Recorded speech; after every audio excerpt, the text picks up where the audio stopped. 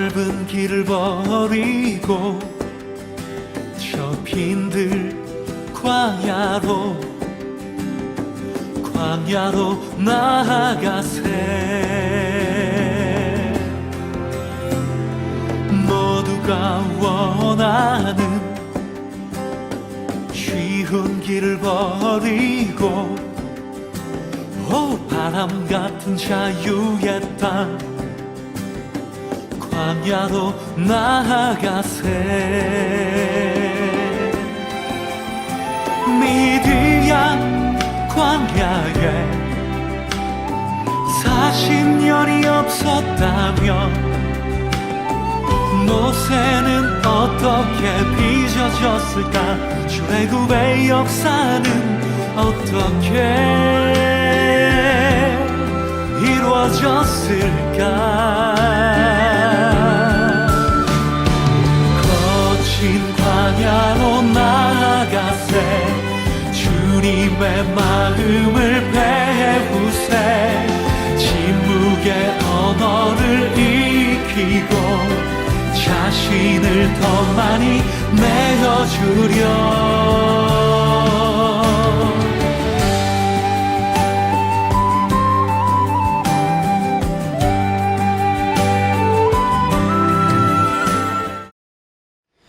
아버지께서는 자기에게 이렇게 예배하는 자들을 찾으시느니라. 하나님은 이신이 예배하는 자가 영과 진리로 예배할지니라. 아멘.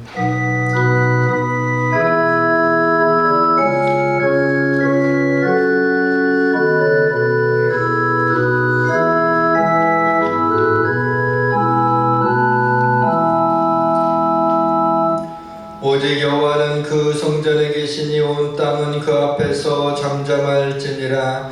기쁨으로 여호와를 섬기며 노래하면서 그의 앞에 나아갈지어다. 여호와는 내게 복을 주시고 너를 지키시기를 원하며 여호와는 그의 얼굴을 내게 비추사 은혜 베푸시기를 원하며 여호와는 그 얼굴을 내게로 향하여 드사 평강 주시기를 원하노라. 살아계신 하나님께 감사와 찬양과 영광을 올려드립니다. 코로나 가운데서도 귀하고 복된 주일 아침에 우리 하나님의 전에 올라와 신령과 진정으로 예배를 드리게 하심을 감사드립니다. 한 주간 우리의 삶에 동행해 주시고 도와주심을 감사드립니다. 그럼에도 불구하고 하나님의 거룩한 눈동자를 의식하며 살지 못한 저희의 연약함과 죄를 용서하여 주옵소서. 이 시간 저희를 긍휼히 여기시고 회복의 은총을 베풀어 주셔서 십자가의 은혜를 경험하게 하옵소서. 이 시간 살아계신 하나님을 만나게 하옵시며 주의 음성을 듣게 하옵소서. 이 예배를 통해 하나님 한 분만이 영광을 받아주시고 하염없이 연약한 종은 가려주시고 성령님께서 예배를 인도하여 주옵소서. 주님만이 우리 삶의 주인임을 고백하며 부활이요 생명이신 예수 그리스도의 이름으로 기원하옵나이다. 아멘.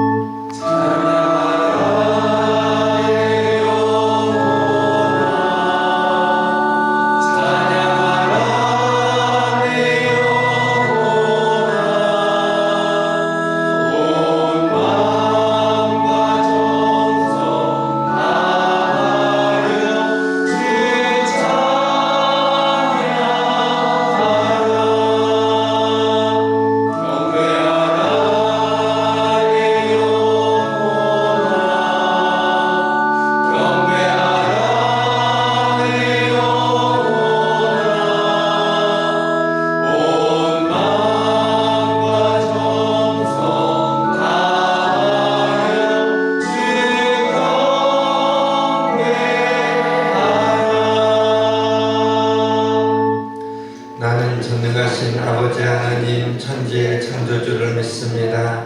나는 그의 유일하신 아들 우리 주 예수 그리스도를 믿습니다. 그는 성령으로 잉태되어 동정녀 마리아에게서 나시고 본디오 빌라도에게 고난을 받아 십자가에 못 박혀 죽으시고 장사된 지 사흘 만에 죽은 자 가운데서 다시 살아나셨으며 하늘에 오르시어 전능하신 아버지 하나님 우편에 앉아 계시다가 거기로부터 살아있는 자와 죽은 자를 심판하러 오십니다. 나는 성령을 믿으며 거룩한 공교회와 성도의 구제와 죄를 용서받는 것과 몸의 부활과 영생을 믿습니다. 아멘. 청년이 무엇으로 그의 행실을 깨끗하게 하리이까? 주의 말씀만 지킬 따름이니이다. 내가 진심으로 주를 찾았사오니 주의 계명에서 떠나지 말게 하소서. 내가 주께 범죄하지 아니하려 하여 주의 말씀을 내 마음에 두었나이다. 찬송을 받으시 주여 주의 율례들을 내게 가르치소서. 내가 주의 법도들을 작은 소리로 읊조리며 주의 길들에 주의하며 주의 율례들을 즐거워하며 주의 말씀을 잊지 아니하리라. 주의 법이 나의 즐거움이 되지 아니하였다면 내가 내 고난 중에 멸망하였을리다. 내가 주의 법도들을 영원히 잊지 아니하오니 주께서 이것들 때문에 나를 살게 하심이니라. 나는 주의 것이니 나를 구원하소서. 내가 주의 법도들만을 찾았나이다. 악인들이 나를 멸하려고 나는 주의 증거들만을 생각하리라. 내가 보니 모든 완전한 것이 다 끝이 있어도 주의 계명들은 심히 넓으니이다. 내가 주의 법을 거친들이 살아가는지요 내가 그것을 종일 작은 소리로 쫓으리로이다. 아멘.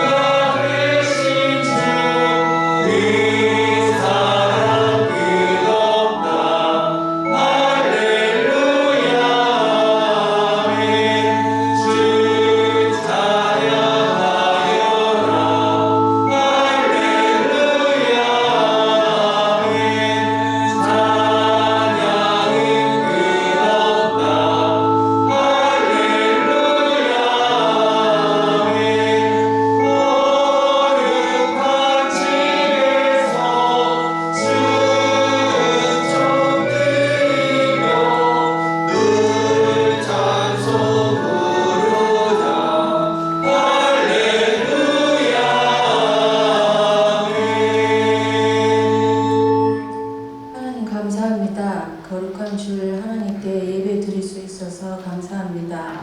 우리의 모든 죄를 예수님의 보혈로 깨끗이 씻어주시고 하나님의 선하시고 기뻐하시고 온전하신 뜻이 무엇인지 분별하게 하시고 주어진 모든 일을 통하여 하나님을 사랑을 알아가게 하시고 복음의 통로를 삶을 살아가게 성령 인도하여 주옵소서. 말씀 전하시는 목사님께 성령 기름 부어 주시고 말씀 가운데 성령님 오셔서 임하여 주옵소서. 주님 감사합니다. 예수님의 이름으로 기도합니다. 아멘.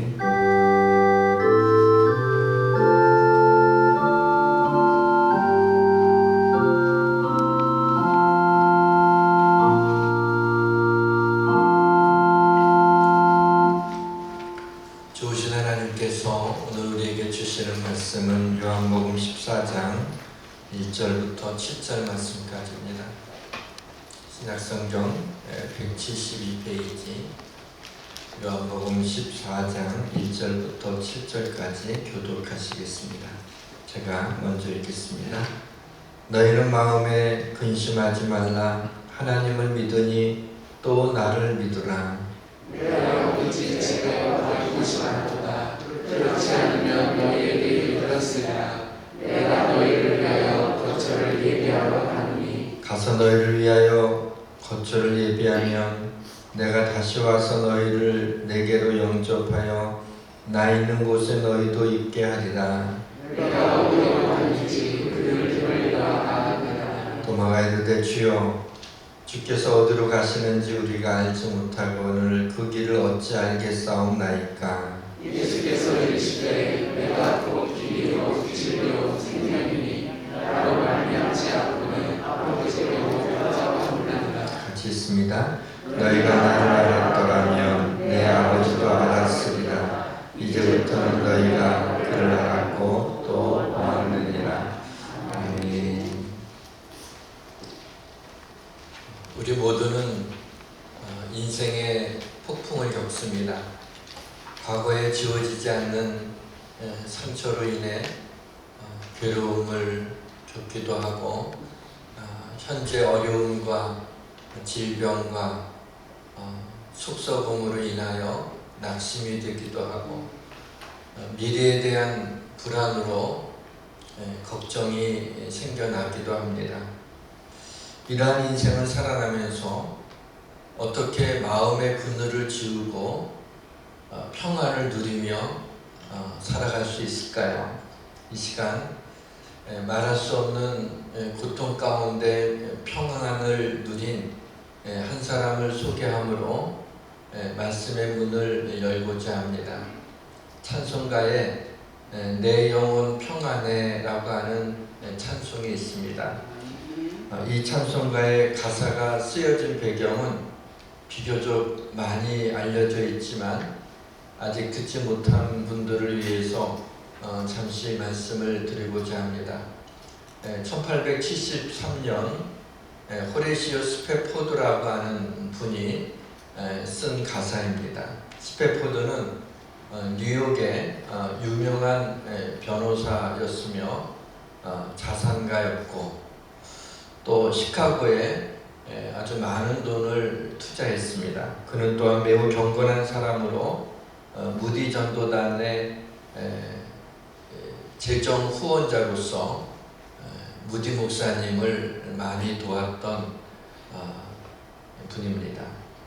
1871년에 시카고에 아주 큰 불이 나서 이틀 동안이나 그 불이 계속되면서 10만여 명의 그 이재민을, 그 당시로서는 굉장히 그 많은 인구죠.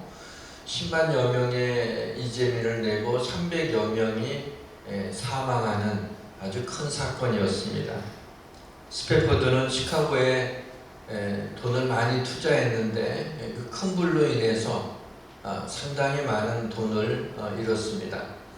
그러나 그는 뉴욕에서 유명한 변호사였기 때문에 얼마 되지 않아서 좀 재정적으로 다시 좀 회복이 되었는데 1871년에 73년이죠. 그때 미국에 경제 위기가 오면서 그나마 가지고 있던 재산들을 거의 모두 잃어버리게 되었습니다. 그는 의사의 권유로 인해서 휴식을 위해서 가족들과 함께 유럽 여행을 계획을 합니다. 마침 무디 목사님이 영국에서 집회를 하는 그 일정에 맞춰서 좀 쉬기도 하고 은혜도 받으려고 그렇게 가족들하고 유럽으로 떠나기로 했습니다. 근데 떠나는 당일날 마침 급하게 처리해야 될 아주 중요한 업무가 있어서 스페포드 씨는 아내와 딸들한테 먼저 이렇게 건너가라고 유럽으로 내가 곧 일이 마무리되는 대로 합류를 하겠다고 합니다. 1873년 승객 313명을 태운 여객선이 유럽을 향해서 떠납니다. 근데 얼마 후에 아내 애나로부터 급하게 급전을 받습니다. 거기에는 딱 두 단어가 쓰여졌습니다. Saved alone, 나만 홀로 남았음이라고 하는 두 단어로 된 전보를 받게 됩니다. 아내와 딸들을 태운 배가 그만 다른 배하고 충돌을 해서 아내는 가까스로 구조가 됐지만은 딸 4명의 2살부터 11살까지의 어린 4명의 딸들이 한꺼번에 바다에 빠져 죽게 된 것입니다. 스태포드는 곧장 배를 타고 슬픔에 잠긴 아내에게 가는 도중 대서양 한복판에 이르러서 선장의 스태포드에게 바로 이곳이 사고 지점이라고 그것을 알려주었습니다. 스태포드는 하나님께 대한 원망과 복받치는 울음을 참을 수가 없었습니다. 밤새도록 통곡을 하며 어찌하여 나에게 이런 고통을 주십니까? 어떻게 살아가야 한단 말입니까? 하나님의 영광을 위해서 사느라고 그렇게 애를 쓰고 경건하게 사느라고 그렇게 애를 썼는데 어찌하여 이런 시련을 주시는가 하면서 밤새도록 통곡을 합니다. 다음날 아침 선실 창가로 따뜻한 한 줄기의 햇살이 들어옵니다. 성령님께서 그의 마음을 만져주셨습니다. 그가 곧 펜을 들고 글을 써내려가기 시작합니다. 내 평생에 가는 길 순탄하여 늘 잔잔한 강 같든지 큰 풍파는 무섭고 어렵든지 나의 영혼은 늘 편하다. 내 영혼 평안해. 내 영혼 평안해. 우리 함께 1절 부르시다.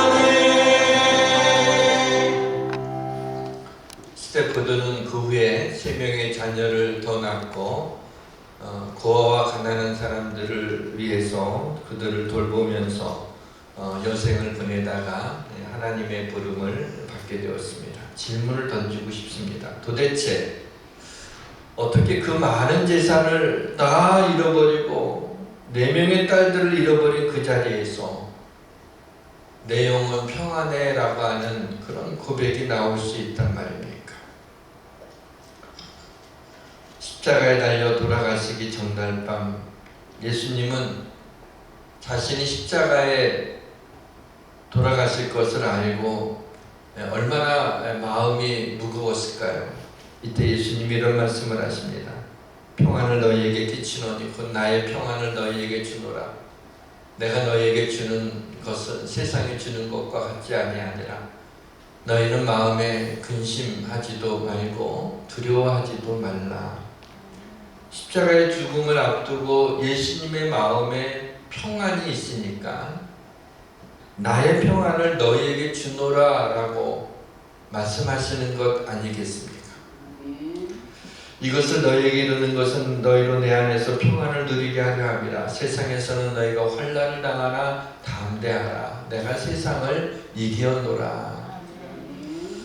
우리에게 폭풍우가 몰아칠 때 저와 여러분과 같은 평범한 사람들이 믿음의 영웅 스태포드와 같은 평안함을 누릴 수 있을까요? 오늘 그 숙제를 좀 풀어보려고 합니다. 근심거리가 생겼을 때는 우리에게 두 가지 선택지가 있습니다. 하나님을 신뢰하든지 아니면 근심하든지. 그냥 근심거리가 있으니까 근심하든지. 삶의 폭풍우가 몰아치고 근심거리가 있을 때 하나님을 신뢰한다고 행복해지거나 기쁨이 넘치는 것은 아닙니다. 그러나 세상에 줄 수 없는 평안은 누릴 수가 있습니다. 예수님의 십자가의 죽음을 앞둔 전날 밤에 예수님이 죽음을 직감한 제자들이 근심 가운데 사로잡혀 있는 것을 보시면서 주신 말씀입니다. 오늘 1절에 너희는 마음에 근심하지 말라. 하나님을 믿으니 또 나를 믿으라 그랬습니다. 여러분, 이 근심의 문제는 비단 당시의 제자들뿐만 아니라 지금 우리가 피부적으로 느끼고 있는 문제입니다. 근심, 걱정, 염려 등과 같은 의미의 단어가 여러 개 있다는 것은 그만큼 우리 인생은 근심하지 않고는 살아갈 수 없다는 것을 말하고 있는 것 같습니다.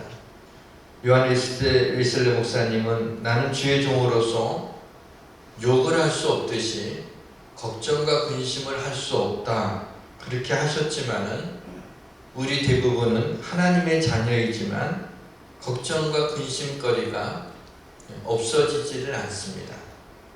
근심은 슬라임처럼 그때그때마다 변형된 모습으로 강력 접착제처럼 우리의 마음에 달라붙어 있는 것 같습니다. 근심은 진공청소기가 먼지를 빨아들이듯이 우리의 마음의 평안과 기쁨을 빨아들입니다. 근심은 지방제거 수술처럼 우리의 마음의 기쁨을 제거해버리는 것입니다. 근심한다고 문제가 해결되는 것이 아니라는 걸 잘 알고 있고, 근심은 뼈를 마르게 한다는 것도 우리가 잘 알고 있지만 근심거리만 생기면 그 근심이 우리의 마음에서 사라지지를 않습니다. 뿐만 아니라 근심이 깊어지면 우리 몸에 직접적인 영향을 미친다고 합니다. 심장질환, 고혈압, 위궤양, 편두통, 어지러움증, 갑상선 이상 등의 증상이 나타날 수 있다고 합니다. 근심이 그만큼 안 좋다는 것을 말하고 있습니다.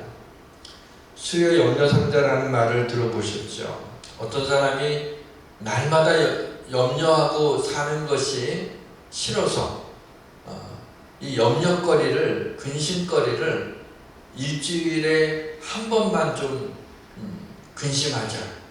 그래서 그때그때마다 근심이 생겼어요. 근심거리를 종이에다가 메모지에다가 적어가지고 그걸 적어가지고 그거 생각하지 않고 그냥 수요 염려상자에다가 넣는 거예요. 또 근심거리가 생각나면은 그거 갖고 근심하는 게 아니라 근심거리 생각나는 거 적어서 그냥 넣어놓고 그냥 잊어버려요. 그렇게 일주일이 지나고 나서 수요일날 그 염려상자를 열어서 이제 한꺼번에 염려하자. 그래서 그 자기가 일주일 동안 염려했던 것을 쭉 읽어보니까 거의 대부분이 이미 다 지나갔고 아무 일도 일어나지 않는 것들이었어요. 자신이 염려하지 않아도 될 만한 일들을 염려해갖고 8% 정도만 정말 그 염려거리가 남아있었다라는 것입니다. 그러니까 우리가 대부분 근심하고 염려하는 것은 지금 그러지 않아도 되는 건데 우리가 자꾸 앞질러서 염려를 우리 마음에 끌어당기는 거죠. 그럼 근심하지 말라는 설교를 얼마나 많이 들었습니까? 그때는 은혜를 받고 근심이 떠나는 것 같았는데 하루도 못 가서 다시 근심하고 있는 우리의 모습을 보면서 좀 낙심될 때가 있습니다. 그러기에 근심하지 말라고 설교를 해야 되는 목사는 같은 말만 계속할 수도 없고 해 아래 새로운 것이 없는데 어떤 말씀으로 근심하지 말라고 성도들을 설득해야 되나요? 사실은 목사에게는 또 이러한 근심거리가 또 있는 것입니다. 신앙이 성장하지 못하고 열매를 맺지 못하는 이유는 세상의 염려와 재물의 유혹 때문입니다.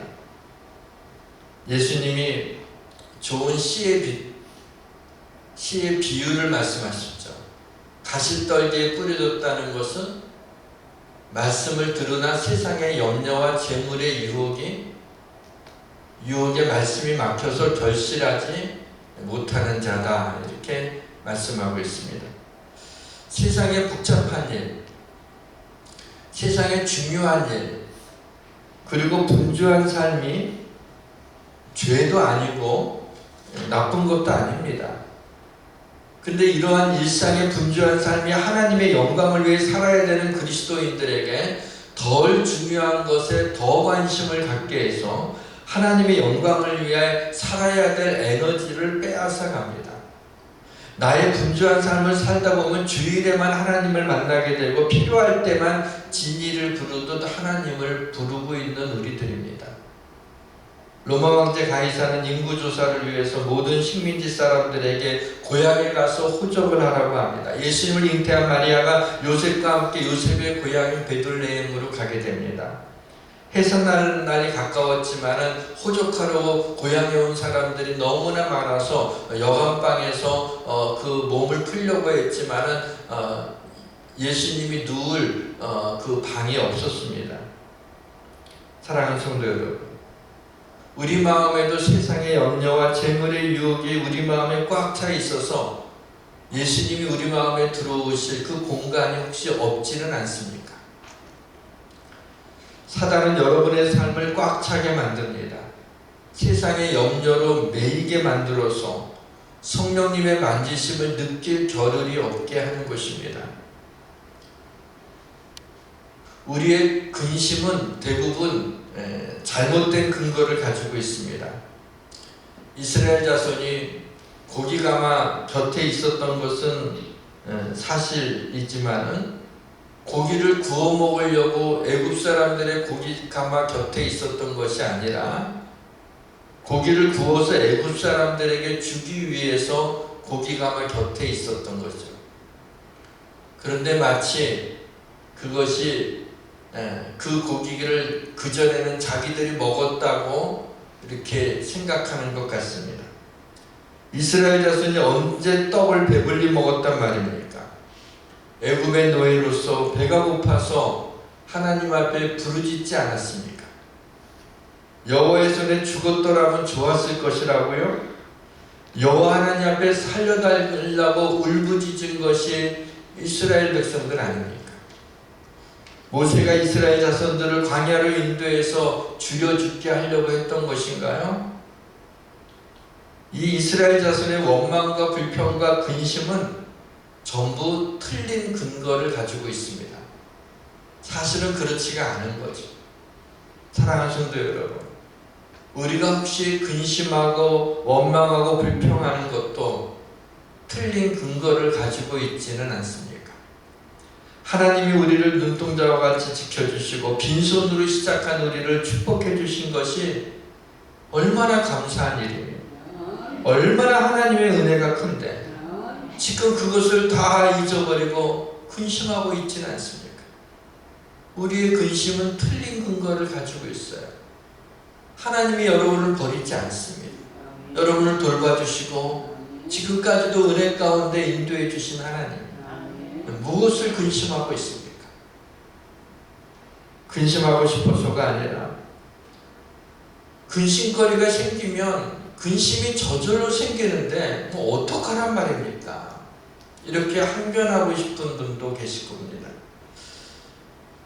그래서 이제 구체적으로 이 근심이 변해서 평안함을 누리기 위해 어떻게 해야 되는지 말씀을 중심으로 생각해 보려고 합니다. 성령님의 역사하심이 부족한 종과 사랑하는 성도님들 가운데 임하시기를 주님의 이름으로 축원합니다. 근심의 해독제는 첫째로 내일 일을 염려하지 않는 것입니다. 대부분 우리가 근심하고 있는 것은 지난날 때문에 근심하지 않죠. 지금 우리에게 닥친 것 때문에 근심하진 않죠. 앞으로 이 일이 어떻게 될 건가, 잘못되지 않을까라고 하는 것이 근심이 되는 것입니다. 근데 예수님께서 내일 일을 위하여 염려하지 말라. 내일 일은 내일이 염려할 것이라. 한날의 괴로움은 그날로 족하니라 라고 말씀하십니다. 내일의 문제를 오늘 풀려고 하니까 힘든 거예요. 그래서 근심이 생기는 겁니다. 이스라엘 자손이 근심하고 불안해하고 원망하고 불평할 때 하나님께서 하늘에서 만나를 내려 보내주셨습니다. 새벽에 이슬이 이스라엘 자손들이 진치고 있는 그 진영에 내렸습니다. 해가 뜨면서 새벽에 내렸던 그 이슬이 쓰러지면서 마르면서 가시같이 시고 맛은 꿀 섞은 과자 맛에 아주 작고 둥근 것들이 이렇게 쌓여져 이스라엘 진영에 쌓여져 있었습니다. 그 아침에 일어난 이스라엘 자손이 그걸 딱 보면서 이것이 무엇이냐 그랬어요. 서로 묻는 거죠. 그게 만나죠. 만나라는 이름의 뜻은 이것이 무엇이냐라고 하는 거예요. 서로 이것이 뭐냐고 이렇게 묻고 있어요. 하나님은 이스라엘 백성들이 한 번도 경험해 보지 못한 방법으로 이스라엘 백성들의 필요를 채워주신 것을 볼 수가 있습니다. 하나님 백성들한테 얘기합니다. 너희 각 사람은 먹을 만큼만 만나를 거두라. 그렇게 하시고 다음 날까지 남겨두지 말라고 그렇게 말씀하십니다. 이것은 무슨 의미를 가지고 있냐면 다음 날에도 내가 만나를 내려줄 테니까 오늘 먹을 양식만큼만 가져오고 남겨두지 말라고 하나님이 말씀하셨어요. 그런데 백성 중에는 더러는 모세의 말에 순종하지 않고 아침까지 만나를 더 많이 가져와서 두었다가 아침이 되니까 그 만나에서 벌레가 생기고 냄새가 나기 시작해서 많이 더 가져온 사람일수록 벌레가 그 장막에 많이 생기고 냄새가 심하게 되었습니다. 왜 모세의 말에 순종하지 않았을까요? 내일 일을 염려했기 때문입니다. 혹시 내일 만나가 내려있지 않으면 어떡하지? 하나님의 말씀보다 다음 날까지 남겨두지 말라고, 내가 다음 날에도 너희들의 필요를 채워주겠다고 하나님이 말씀하셨지만 그것은 하나님은 눈에 보이지도 않고 말씀은 이 공간에서 없어지고 마는 거예요. 근데 눈앞에 만나는 보이잖아요. 혹시 모른다는 생각으로 만나를 모아놨다가 그것이 화가 되는 것을 봅니다. 하나님은 필요할 때 또 주시는데 그러지 못한 것은 하나님을 신뢰하지 못했기 때문입니다. 왜 마음에 근심합니까? 하나님을 신뢰하지 못해서 그래요. 하나님이 지켜주실 것이라고, 하나님이 도와주실 것이라고 그렇게 하나님이 두려워하지 말라고 그렇게 했지만은 그 신뢰가 부족할 때 우리 마음에 근심이 앞서게 되는 거예요. 그래서 예수님이 오늘 너희는 마음에 근심하지 말라. 하나님을 믿으니 또 나를 믿으라고. 얼마나 답답하면 나 좀 믿어봐 라고 하셨겠습니까? 지금은 KTX를 탈 때 열차표를 이렇게 구입하지 않죠. 그냥 탑니다. 이미 예약이 되어 있으면은 다 그 표가 나와 있기 때문에 검표원이 표를 보자고 하지도 않아요. 처음 KTX를 탈 때 어떻게 예약하는지도 몰라서 우리 아이한테 좀 예약해달라고 하고 이제 예약됐으니까 타면 된다고. 야, 그 기차표는 어디 있냐? 그거 어떻게 받아야 되냐고, 출력해야 되냐?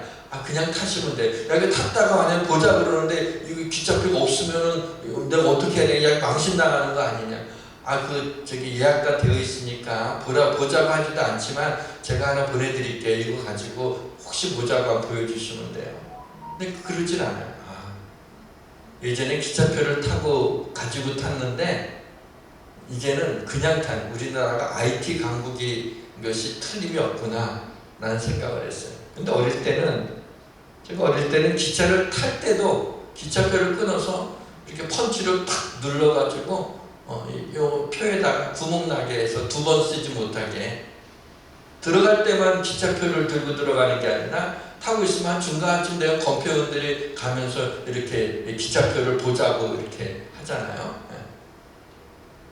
그런데 이제 제가 어릴 때 저희 어머니한테 기차표를 안 주는 거예요. 그런데 검표원이 왔을 때는 어머니가 꼭 저한테 기차표를 줘요. 네가 이거 보여드려라. 그래서 그때 돼서야 기차표를 제가 받아요. 그럼 왜 그러셨을까요? 제가 혹시 잊어버릴까봐 기차표를. 그러니까 갖고 계시다가 검표원이 오게 되면 이제 필요한 거니까 네가 보여드려라 하고 제 것을 저한테 줬어요. 필요할 때 주는 거예요. 하나님 아버지께서도 우리가 그렇게 달라고 그러는데 안 준 것은 아직이라는 거죠.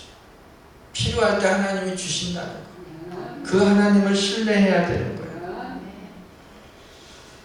하나님은 우리가 꼭 필요할 때는 주십니다. 나의 하나님이 그리스도 예수 안에서 영광 가운데 그 풍성한 대로 너희 모든 쓸 것을 채우시리라. 그러면 이 말씀이 듣기 좋은 말씀으로 여러분들이 생각합니까? 아니면 정말 하나님이 이 시간 나에게 주시는 말씀으로 받습니까? 거기에 따라서 이러한 축복을 누리며 살 수도 있고 그러지 않을 수도 있는 것입니다. 헬라어로 염려를 메림나오라고 얘기합니다. 메림나오. 이것은 두 단어의 합성어예요. 메리조와 나우스라의 합성어인데, 메리조는 나누다, 나우스는 생각이에요. 염려가 뭐냐면 생각이 나누어지는 게 염려예요. 생각이 오늘과 내일로 나누어지면 그게 염려가 되는 거예요. 내일 일을 오늘 하고 있으면 내일 해야 되는 건데 오늘 하고 있으면 그게 염려가 되는 거죠. 포르투갈어로 염려를 프리오쿠마르라고 합니다. 프리오쿠마르라고 하는 뜻은 미리 몰두하다 이런 뜻을 가지고 있습니다. 그러니까 아직 일어나지 않은 일인데 미리 몰두하는 거예요. 그럴 때 염려가 생기는 거예요. 우리가 왜 근심하죠? 거기에 몰두하는 거예요. 자꾸 안 좋은 상상을 자꾸 하는 거죠. 오늘 나의 에너지를 내일을 위해서 쓰지 마십시오. 왜 아직 일어나지 않는 일을 위해서 에너지를 씁니까? 오늘 에너지를 충분히 쓰는 거예요. 내일은 또 하나님이 채워주실 거예요. 올 한 해도 지켜주신 하나님은 내년 한 해도 지켜주실 거예요. 천국은 만나의 창고인데 우리는 천국을 보지 못하고 이 땅의 문제들만을 봅니다. 이 땅에 문제가 있더라도 하나님께서 천국문을 여셔서 만나를 내려주시면 충분하게 우리에게 필요한 것들을 공급해 주십니다. 예수님이 염려하지 말라고 했으니까 염려하지 말아야 됩니다. 염려하지 말라고 명령하셨는데 염려하면 예수님의 명령에 불순종하는 것이 돼서 죄를 짓는 게 돼요. 그러니까 걱정거리가 생겼을 때 걱정할 수 있어요.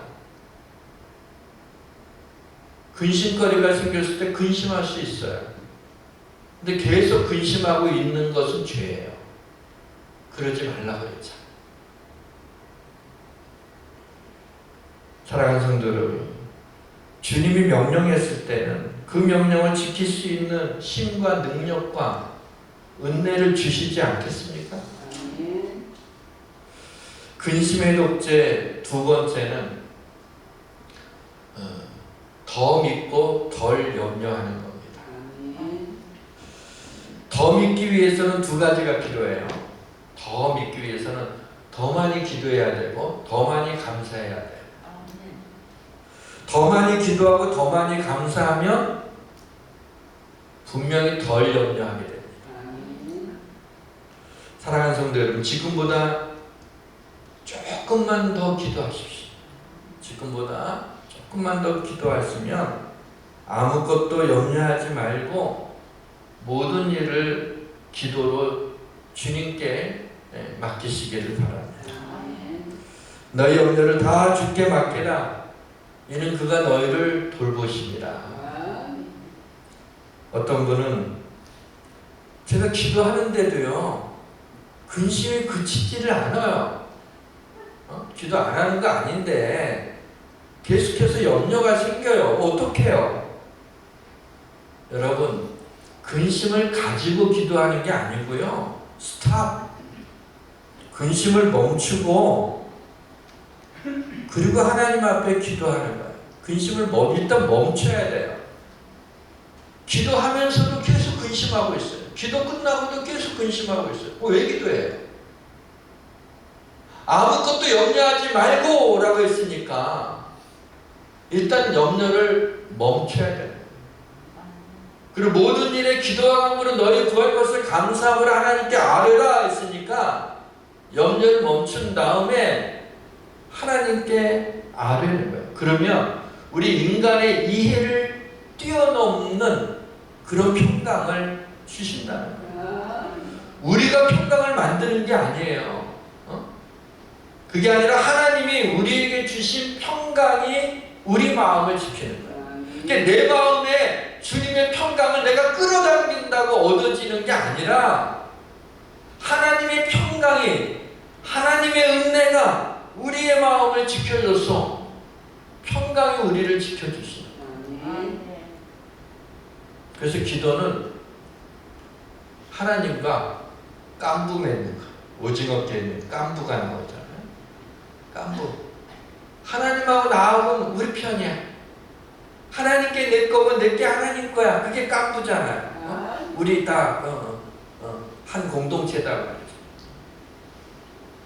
하나님과 깐부 맺으면 두려울 게 뭐 있어요? 하나님의 모든 것이 내 것이 된다면 부족한 것이 무엇이겠어요? 하나님의 능력이 내게 오는 거 아니겠어요? 사랑하는 성도 여러분, 근심이 여러분의 마음을 녹화하며 그때 덜커덕하고 문을 열어주시면 안 돼요. 내 안에 근심거리가 다가왔어요. 똑똑똑 지금 이제 근심하라고 근심거리가 와서 녹화하는 거예요. 그때 네 하고 문 열어주면 안 돼요. 어떻게 해야 돼요? 여러분의 기도가 문을 열게 하는 거예요. 그때 얼른 그런 근심거리가 생기면 안방에 계신 아버지께 달려가서 아버지께 이걸 아뢰는 거예요. 아버지 팔을 끌고 오는 거예요. 그리고 아버지께 구하는 거예요. 아버지가 하나님 아버지가 문 앞에 있으니까 그때 문을 열면 근심이 저 혼자 있는 줄 알고 이제 어떻게 하려고 했다가 하나님 아버지가 옆에 계신 걸 알면 근심이 깜짝 놀래갖고 뒤도 안 돌아보고 도망가게 되고, 여러분 앞에 앞으로 근심거리가 문을 두드리면 문 열지 마시고 하나님 아버지께 달려가서 하나님 아버지의 팔을 끌고 와서 하나님 앞에 구하면서, 즉 근심이 문을 두드리고 있네요. 하나님 어떡할까요? 문 좀 열어봐라. 딱 열면 그때 근심은 놀래서 도망가게 되죠. 힘을 쓰지 못합니다. 여러분의 자녀가 힘들어할 때 여러분이 같이 근심하고 낙심하지 마십시오. 어떤 부모는 같이 울고 있어. 어떡하냐 그래 하면서 같이 근심하고 낙심하고 있어. 여러분, 우리 아이에게 일어난 이 아픔이 사실은 부모에게 더 큰 아픔으로 다가오지만 하나님이 우리 아이가 아파하는 가운데서도 동행해 주시고 도와주시고 결국 우리 아이를 축복해 주옵소서라고 기도하시면 돼요. 절대로 그것을 근심거리로 만들지 마세요. 그 아이의 근심거리다 부모 근심거리가 더해가지고 그 아이가 얼마나 힘들겠어요. 같이 근심하고 콧바트리고 있어요. 만약에 자녀하고 레포가 형성되어 있다면 자녀 그런 힘든 일이 있을 때 같이 기도하는 거죠. 만약에 그렇게 같이 기도만 할 수 있다면 더 놀라운 일이 일어나게 될 것입니다. 예수님은 제자들한테 마음에 근심하지 말라고 하시면서 2절에 내 아버지 집에 거할 곳이 많도다 그랬어요. 좀 연결이 좀 매끄럽지 않죠. 너희는 마음에 근심하지 말라. 하나님을 믿으니 또 나를 믿으라. 그 다음에 뭔가 좀 납득될 만한 그런 말씀을 주실 줄 알았더니 갑자기 천국 얘기를 하는 거야. 내 아버지 집에 거할 곳이면 빨리 죽어서 천국 가자. 그러니까 천국이 있으니까 걱정하지 말라. 그런 뜻인가요? 이게 문맥상 잘 이게 맞지가 않는 거예요. 이 부분이 굉장히 고민이 됐어요. 분명히 하나님이 여기서 말씀하시는 것 같은데 이게 무슨 뜻일까? 이것은 내 아버지 집에 거할 것이 많다. 하나님이 우리의 아버지가 되신다는 것을 우리에게 말씀하고 있는 거예요. 본문 7절을 보십시오. 너희가 나를 알았더라면 내 아버지도 알았으리라. 이제부터 너희가 그를 알았고 또 보았느니라. 제자들에게 예수님은 너무나 잘 알죠. 예수님 3년 동안이나 같이 먹고 자고 했어요. 너희가 나를 알았으면 아버지도 알 것이다. 알았으리라. 예수님을 통해서 하나님 아버지를 보여주시는 거예요. 내 아버지의 집을 얘기하면서.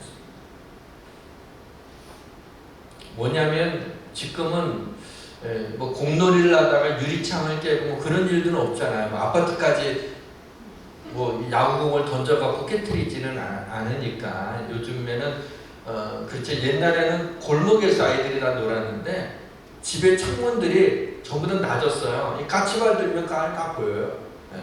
그래서 이렇게 뭐 이렇게 조그맣게 천으로 이렇게 막 유리창 막아놓고 그랬잖아요. 그러니까 공놀이 하다가 잘못하고 이렇게 공 던지면은 유리창을 쬐끄랑하고 깨트리는 애들이 많았어요. 그리고 그거 깨트리고 난 다음에 뭐예요? 애들이 도망가느라고 정신없어요. 그런데 하도 그런 그 집이 있잖아요. 많이 깨지는 집이 있잖아요. 그러니까는 거기에 그 집 주인 아저씨가 예민해져 있어가지고 쬐끄랑하고 후다닥 뛰어나가갖고 한 놈 잡힙니다. 예. 잡혀갖고 어디로 끌까요? 그 집으로 가는 유리창 가문으로.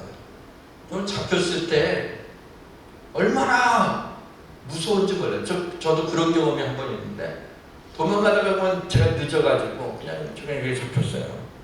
야, 내 집 가자. 그런데 그 가는 동안까지요, 제가 얼마나 심장이 뛰고 이제 큰일 났다 이제. 근데 딱 갔는데 뭐 두말하지도 않고 아유 그랬냐고 우리 애가 얼마냐고 유리창 감고 물어주고 나한테 아무 말도 안 하는 거예요. 혼내지도 않고. 그럴 수 있지. 애들 놀다가 그러지. 괜히 염려한 거야. 그렇다고 일부러 깰 필요는 없지만은 아버지가 있는데 왜 염려해? 내가 그때 어릴 때 그 아버지가 없으면 부모가 없으면 염려해야죠. 내가 책임을 질 수 없으니까. 내가 그걸 해결할 만한 능력이 나에게 없잖아요. 왜 근심하죠? 왜 걱정하죠? 왜 염려하죠? 내가 그것을 해결할 능력이 지금 나에게 없으니까 해결할 수 있으면 염려가 아니죠. 그게 무슨 근심거리예요. 그냥 하면 되는 거죠.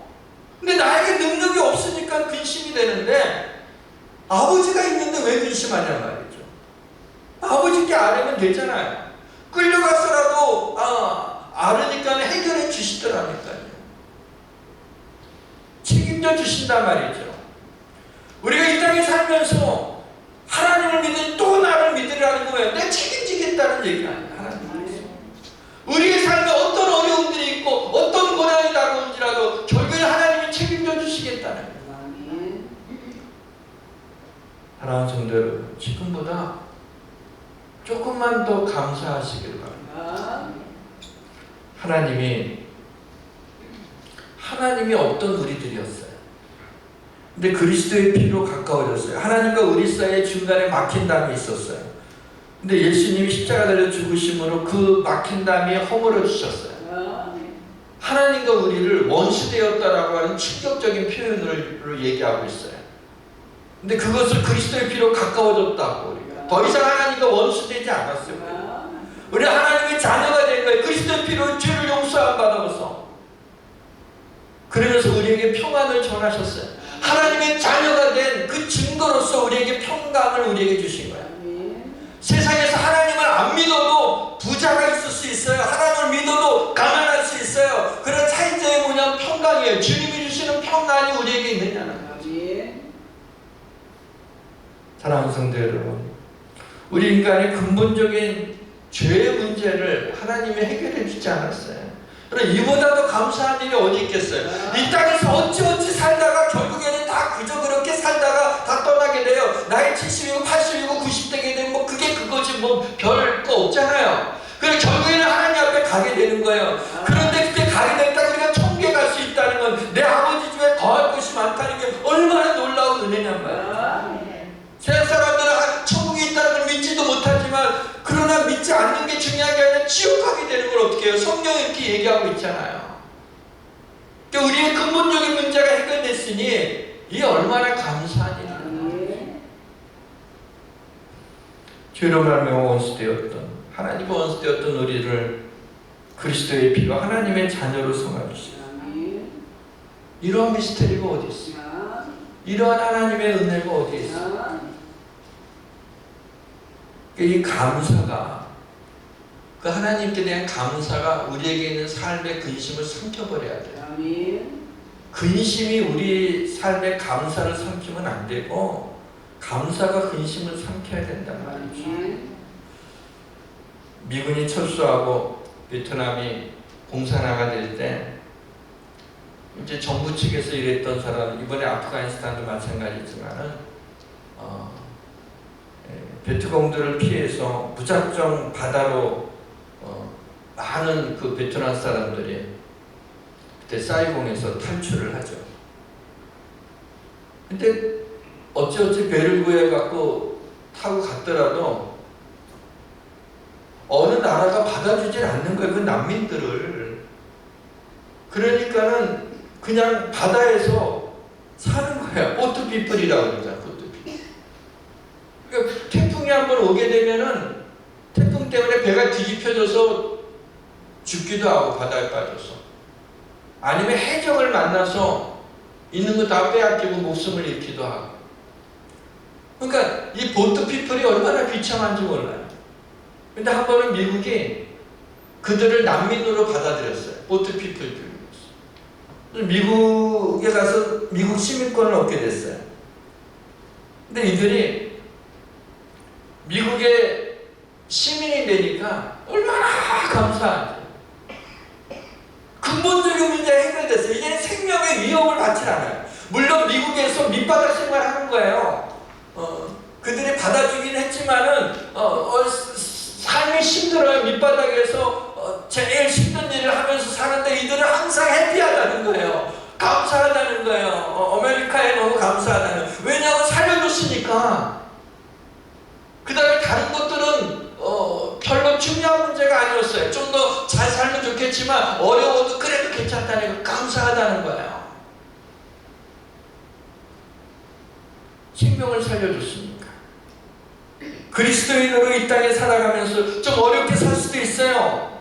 좀 여유있게 살 수도 있어요. 어떻든 간에 감사하고 기뻐해야 돼요. 왜요? 근본적인 문제가 해결됐잖아요. 우리를 하나님의 자녀로 삼아주셨잖아요. 우리의 죄가 용서받고.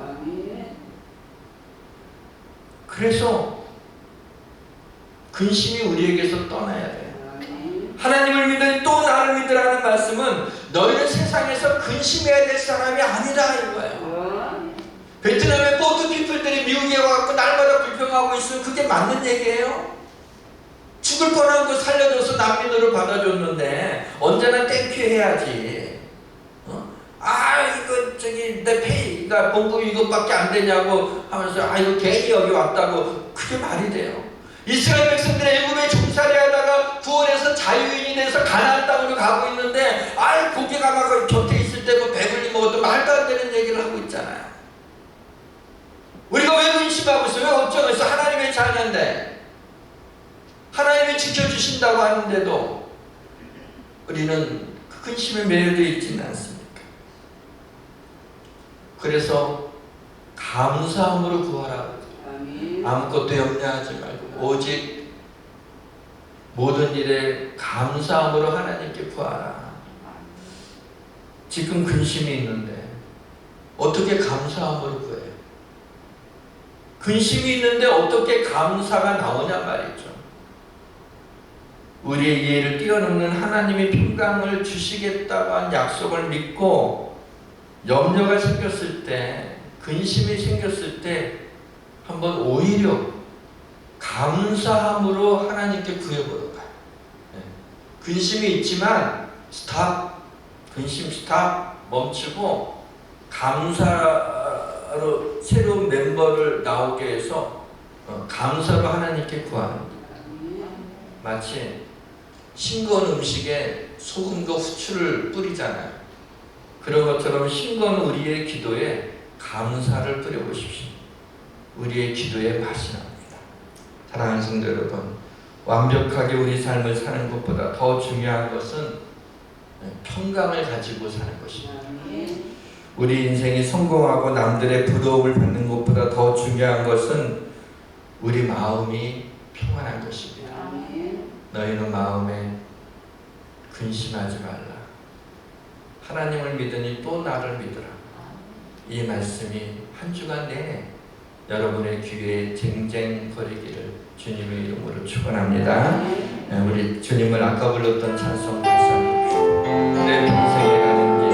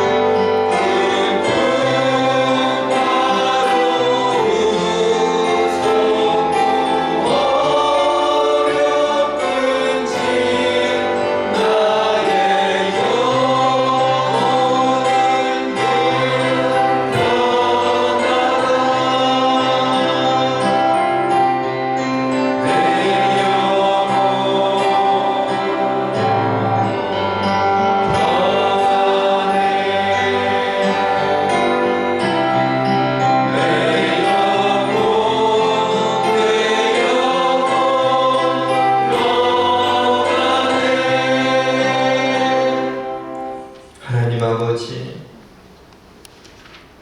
근심하지 말라고 했지만 저희는 근심을 친구처럼 언제나 끼고 살고 있습니다. 내일 일을 염려하지 말라는 주님의 말씀에 순종하고 더 믿고 덜 염려하라고 하는 이 말씀을 기억하며 좀 더 기도하고 좀 더 감사하는 삶으로 우리에게 근심을 감사로 삼키게 하여 주옵소서. 예수님의 이름으로 기도합니다. 아멘.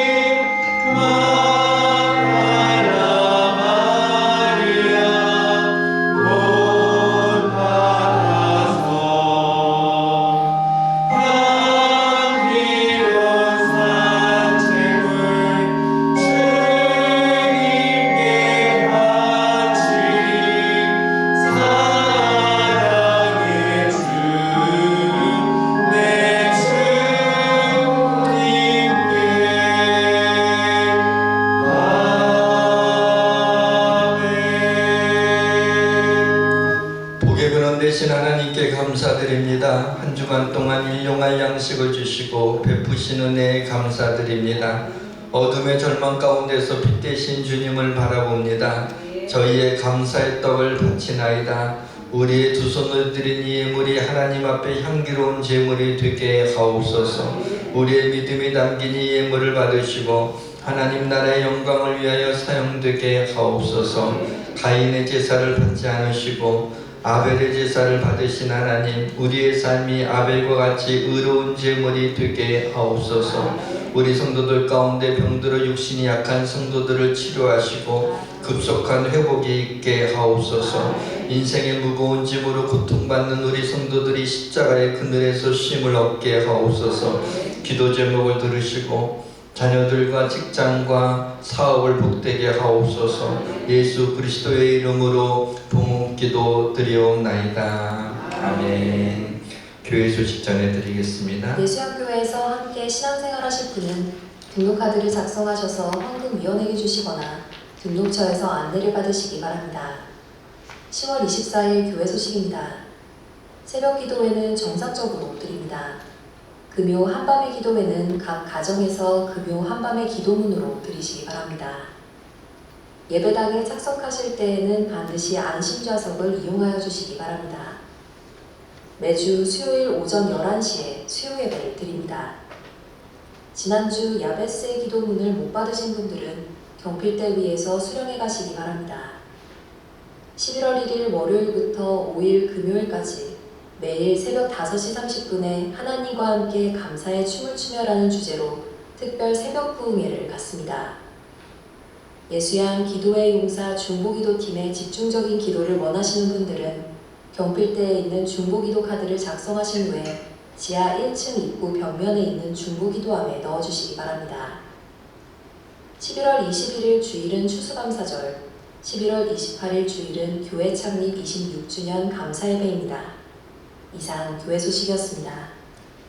네, 이제 위드 코로나로 11월 달부터 간다고 하니까 우리 코로나와 함께 가는 인생이 아니라 위드가 하나님과 함께 가는 그런 우리의 인생이 되기를 원해서 11월 1일부터 월요일 월삭도 겸하지만은 5일 금요일까지 우리가 5일 동안 우리 교회에서 우리 자체적으로 새벽 부흥회를 열려고 합니다. 그래서 하나님의 성령의 뜨거운 역사가 우리 가운데 임해서 우리 교회가 새롭게 이전보다도 더 큰 은혜와 부흥이 일어날 수 있도록 그렇게 준비를 하고자 합니다. 우리 성도님들 같이 마음에 준비하시고 기도해 주시면 고맙겠습니다. 다 같이 일어나셔서 성령 382장 1절과 마지막 절 4절 부르고 축도함으로 예배를 마치겠습니다.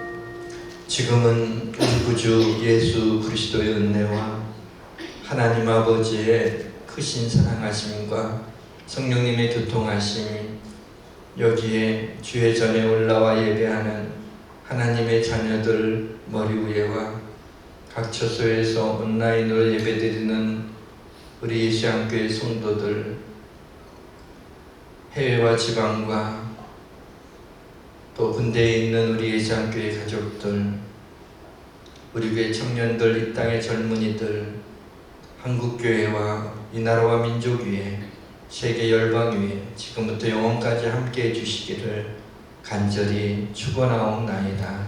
아멘.